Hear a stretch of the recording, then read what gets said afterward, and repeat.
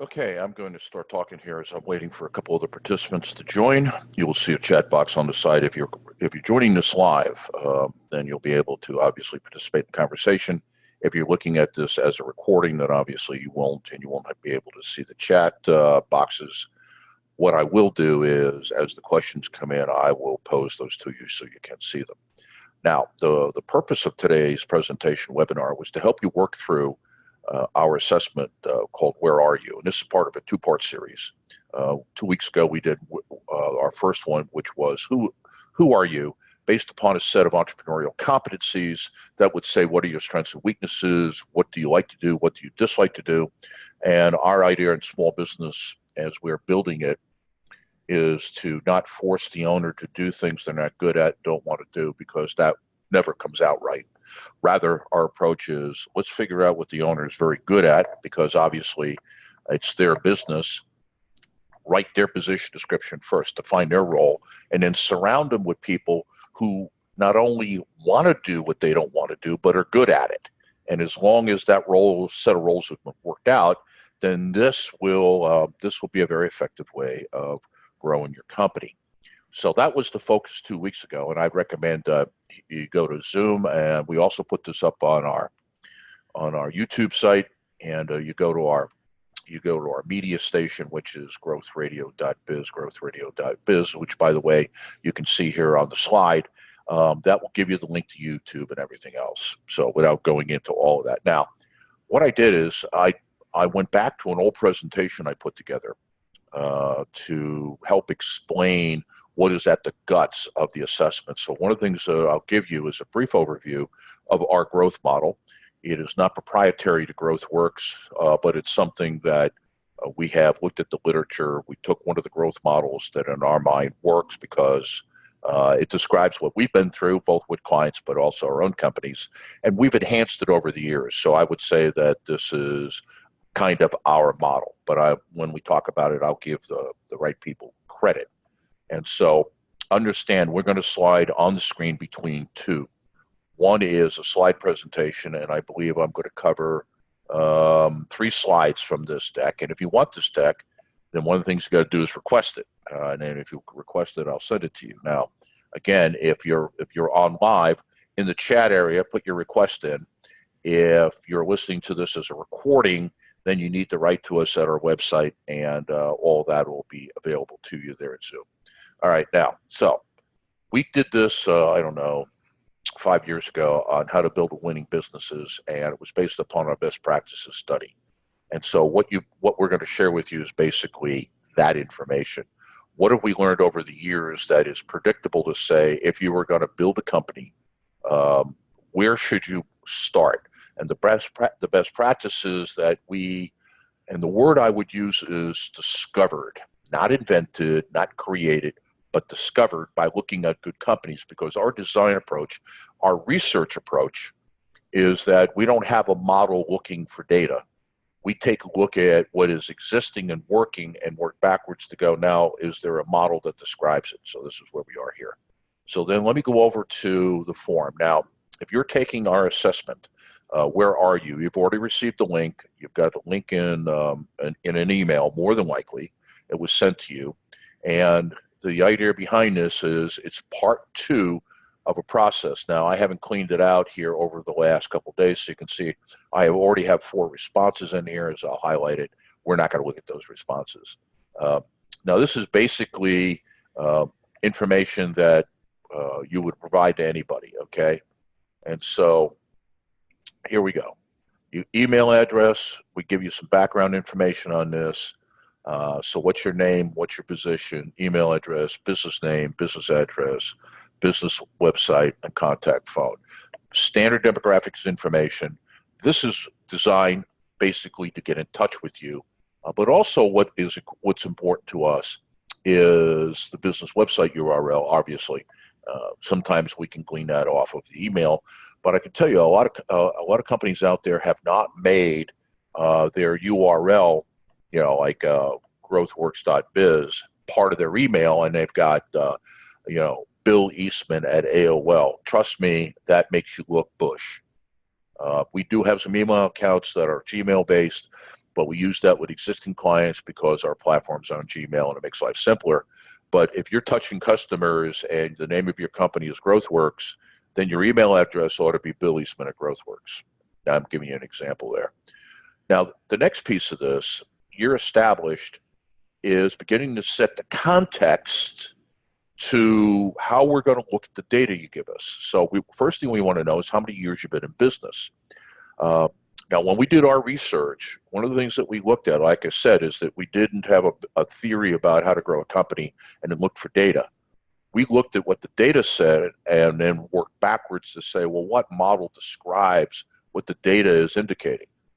We also looked at a number of research projects, and what became critical was to understand the age of the company in terms of how long they've been in business. So the first question is simply to get at, how long have you been here in this present form? Then what we do is we ask you for data about the company over the last 3 years, starting with 2018, since we are now into 2019, and even though when you do one of a recording like this, you're not supposed to put what date you're doing it because it kind of ages it. Let's just say that we're far enough into 2019 that your financials for 2018 ought to be done. If they're not, you've got some other issues that you're going to need to attend to. And so what I want to know, and what we want to know, our team here, when we look at this, is we want to know what the revenue is. So how much money did you bring in? We want to look at your profitability. What was your profit on all that?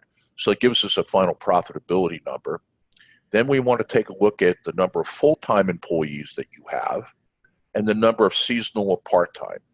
Now, the reason for all of that is we're looking for patterns and trends, but also we have access to data around your industry. So when we understand what your business is, we will identify what your NAICS, I think, is North American Industrial Classification System. There's a number that goes with that.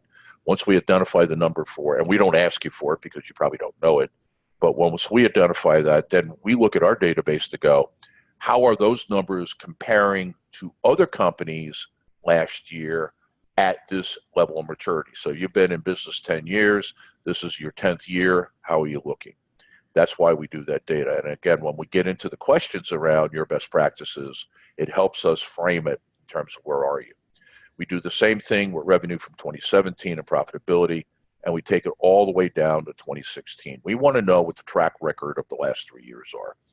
And since most of our research is not only looking at companies that have been successful in growing, but we're looking at the best of the best. And so one of the time frames we want to look at is what has been your sales growth and your profitability growth over the last 3 years. And that allows us to compare you to some other companies. Why would you want us to do that?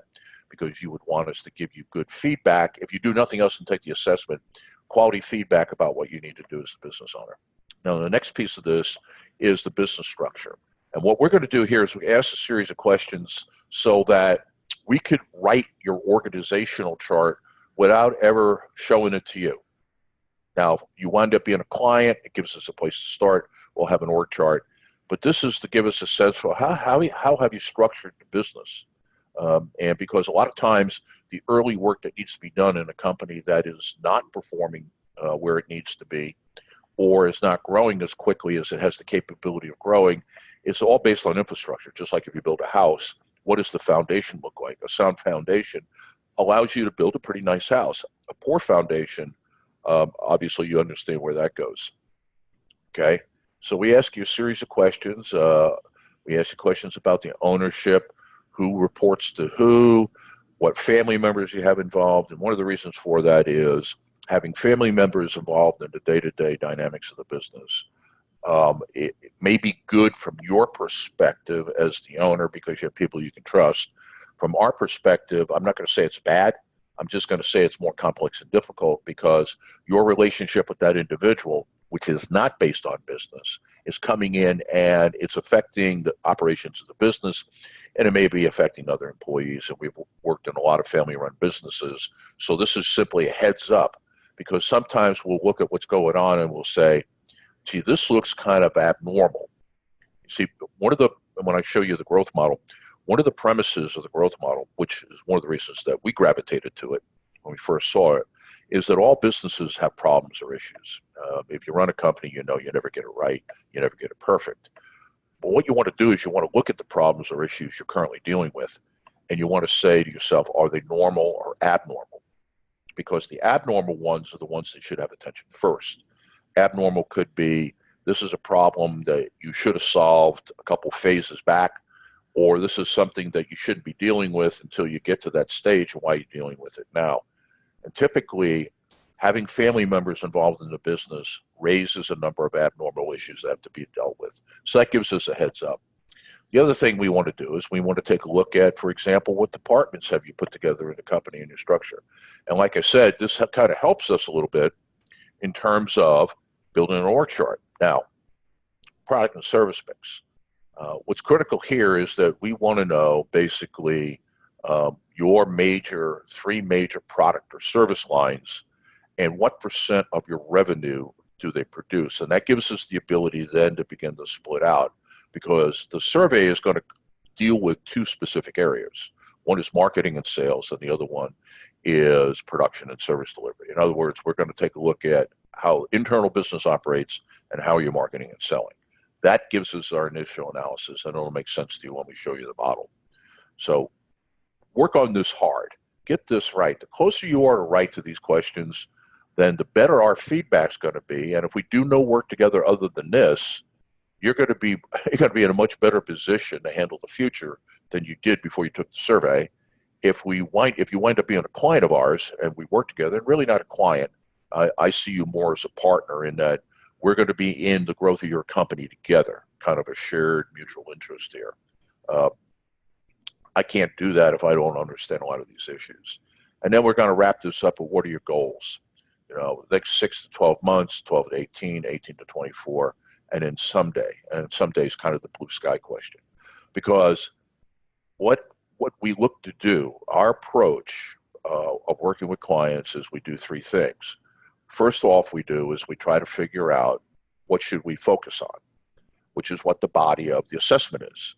Once we have identified what we should focus on, then what are the things that we need to do to close the gaps? And part of the gap closure is going to be here. If you say that you want to be at X number of dollars in 12 months, and you're at, given where you are today, and let's say that's a 25 or 30% increase in revenue, and you want to do that in 12 months, let me tell you, that is not an easy task.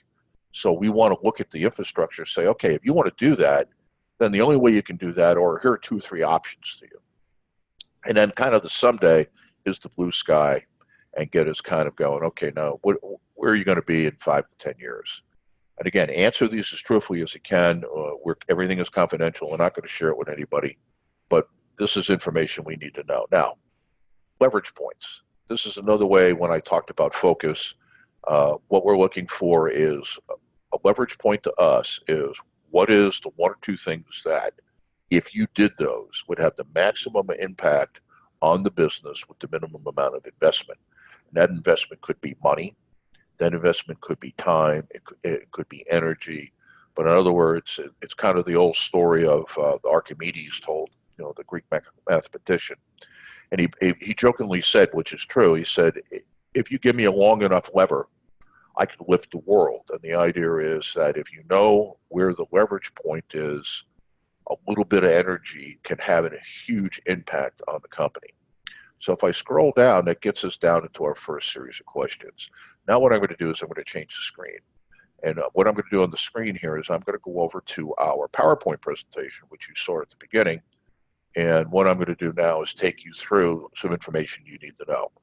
So this is a presentation I did, I guess, about 5 years ago for a series of small businesses as we were working with the University of Virginia at Darden. All right. And don't mind me for the graphics because I'm not a graphic guy, but this is kind of my model. So if you look at it, small businesses go through 3 distinct stages. In fact, all businesses go through 3 distinct phases. So we split this up to say the phase of the big ones and the stages of little pieces.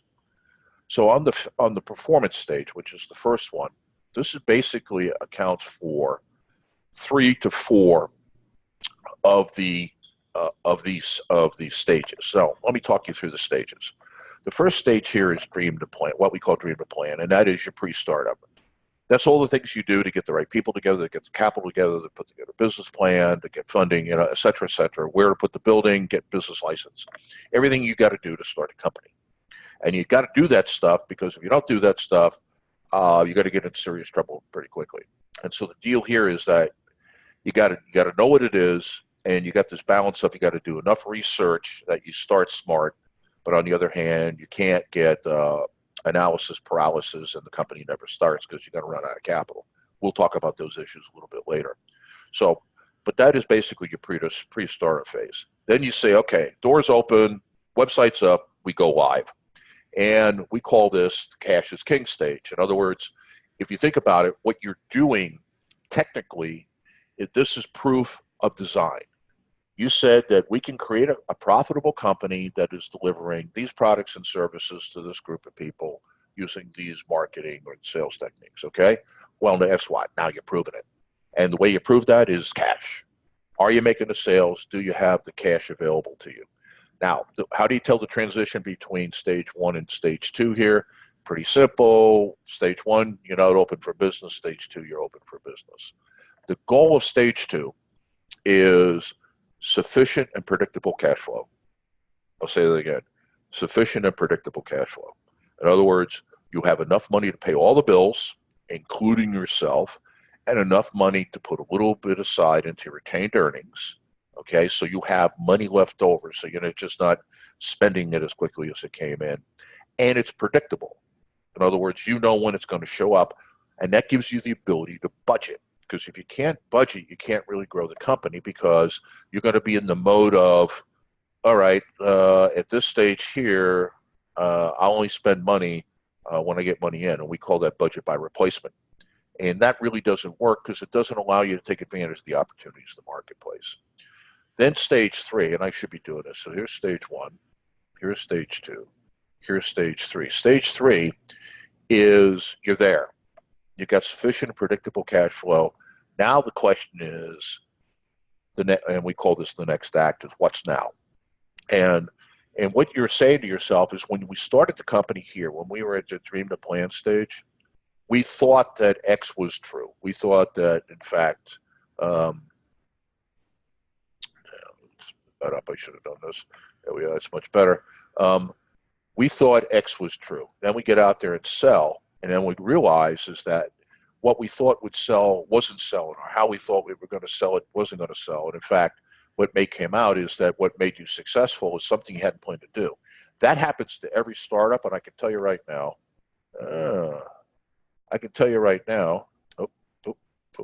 Okay. I'm not going to do that. Apparently, I had a timer on this, and I forgot. So we'll stay here. I was not at stage 3. Is the realization that what you thought you were doing is not what you're doing. Now, the question you have for yourself is, do we take what we've learned and say, this is really the business we're in? Or do you come back and say, well, we did those things because we were being opportunistic, because we needed to generate a revenue. And now that we've generated the revenue, let's get back to what we wanted to do. My latest startup, this is exactly what happened, is that GrowthWorx, our parent company, even though you see GrowthWorx Radio down here, that's just our media division. When we put together GrowthWorx, the idea was to sell products. We didn't want to sell services because we're in a small business arena. And in a small business arena, business owners don't have a lot of money to spend. So you can't really build a viable business off of service dollars. Just not possible. Because the talent that we have and the talent that we have are people who have worked in large corporation or done the large corporate consulting, is that you won't pay them per hour, but what they can get per hour. And so how do we cross that chasm between what you can afford to pay and what we have to pay the talent?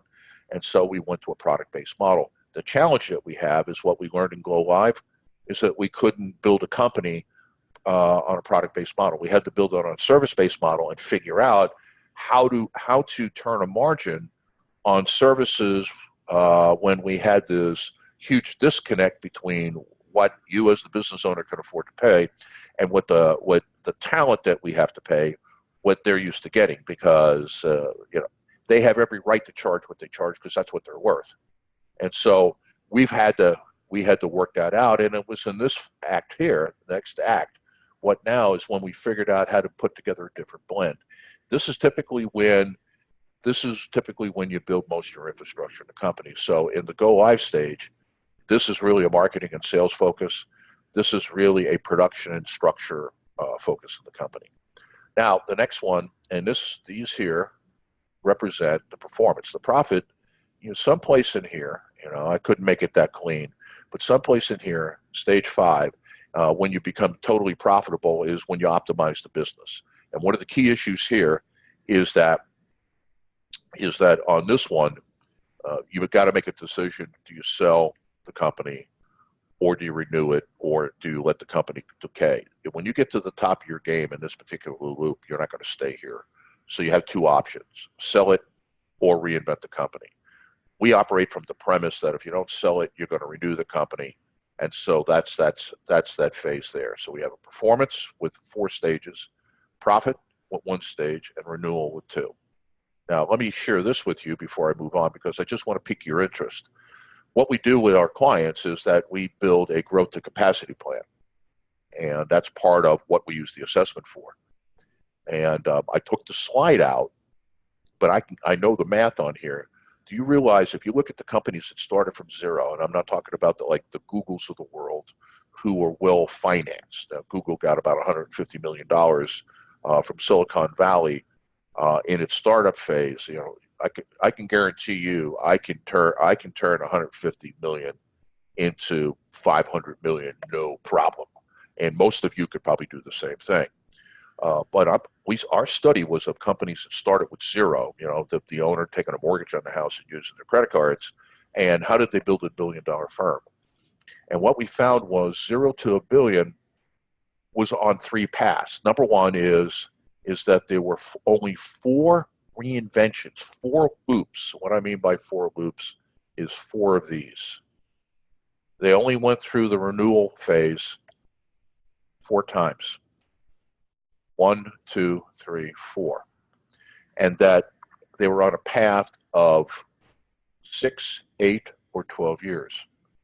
That once they got their act together, in other words, it could be it took from, on average, 26 years was the average from startup until the first reinvention. So any of you out there saying, oh, we're already in our first reinvention, I'll probably push back hard if you take the assessment. I really will, because I don't think that's true. So 26 years the first reinvention, and now it's either 4, 6, or 12. If I said it wrong before, I'm sorry. 4, 6, or 12 before you get to here, just so that you kind of have an understanding of it. All right, so let me go down to now slide 22, and I want to show you this. This is kind of, and I am going to put this on slideshow, and all right, I'm not going to touch anything here. What you see here is for each one of the stages, what we've determined from the data working backwards is a number of things. Number one is, what is the key part of the company? What are the management methods? What are the core processes to build, which is absolutely critical to taking a survey. You just, some days you can't win for losing. And then what are the failure points? And what I want to focus here is that what we found that there were only basically 10 core systems to any business. You had financial accounting, brand and strategy, new client sales, activity-based costing, production and service, sale to existing accounts, tactical plans and budgeting, attracting and selecting people, managing relationships or performance, and then finally the development of new products and services. Our survey that we're going to go to right now is going to focus on 2 areas. How do you market and sell to acquire new accounts? And how have you structured the company for production and service? Our experience is that all the small businesses that we work with are in either stage 2 or 3. They're in the performance stage. And what that means is that their companies are not performing up to their capacity. And what does that mean? That means that you have the potential, let's say, to produce $1 million a year when you look at the people and the equipment and everything, and yet you're only making $750,000 a year, so you're at 75% of capacity. So the first thing to worry about in your company is how do we close the gap between that, and maybe 90% is all that's possible. So how do we grow the company from 750,000 to $900,000? And let's focus on doing that first before we do anything else. All right, so that's there. So now let me take you back to the survey. So now marketing and sales, the following questions, and these numbers here are based upon our data bank of competency questions, that, or maybe the better way of saying it is, these were behavioral examples. When we looked at the research, let's take this one here, is that the companies that had mission statements that worked, that had the desired impact, they provided clarity to who the company was, to everybody that worked in the company. Who do they serve? Who are the stakeholders? And that could be beyond customers. It could be investors, it could be suppliers. That's your call. How do we work? What's the methodology we work? And what are we about as an organization? And so when we looked at companies that had effective mission statements, because we found that was a discriminator between the companies that grew and the ones that didn't, what were the component pieces? And this is what you're reading here. And it's not really a question, it's a statement in terms of your company. So as you read that, does your company's mission statement provide clarity on who you are, who you serve, how you work, and who you are as an organization? And then as the business owner, you get to pick where you fall in on there. And you'll notice that this is an even scale, and I did that on purpose. And the reason for that is it forces you to make two answers to the question. And also it takes away midpoint. So let me start with last point first. Most people will gravitate to midpoint. When in doubt, you pick 3 on a 5-point scale. You pick 4 out of 7. And what happens is the midpoint tells you nothing. There's no conclusion to be drawn from the midpoint. And so this forces you, number one, to go yes, 4, 5, 6, or no, 3, 2, 1. And then we get to evaluate the strength of it. So if you say no, but it's a 3, it says basically you kind of do it, but not most of the time. A 2 says, yeah, we're not really good at this, or it doesn't exist. And a 1 says, you're just sucking wind, okay? As opposed to 6 says, you're walking on water. So now, if you want to have other people in your organization take this, you simply need to let us know to make sure that we open that up, and we can have as many people take this as you want, because I think the more responses on this, the better, because this is just your bias, and we're going to check your answers against the information that you provided earlier. Okay, when we go here, we're going to check this to go, that can't be right. Either something you wrote here is wrong, or an answer you put here is wrong. So I won't go through each one of these. That's how we develop the marketing and sales, and we tried to keep it to a minimum number of questions. And then when you're done with that, and if there's anything else comments you want to make to give this some sort of context, the marketing and sales you added here. Product and service delivery, it's the same thing. We're going to ask you questions about how you make things. Now, understand we use product and service interchangeably. How you make things is basically, if you're in a production business and you make something, how do you make it? And if you're in a service-based company, how do you deliver the service? Because all of those are processes. Every one of them are processes.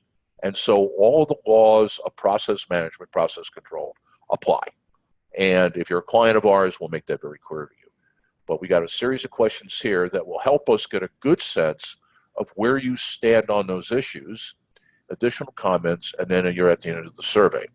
When the survey is over, that you will automatically get from Google Forms a response back to you saying, took it and expect an answer back and da-da-da. I think it says in 24 hours. It could be 48. We have a number of these surveys, so we typically 24 or 48 is our response time, because though we will download this into a spreadsheet and it will do some preliminary work, a human being has to look at this in order to put together a final report and give you a call. So that's the basis for it. I can't say too much more about it other than let me take you to our website. See, and this is, you get to see all of our stuff here. come on now. This is the website that we're working off of right now. This is GrowthWorx Media. And so this is part of our radio shows. This is part of our webinars. This is part of our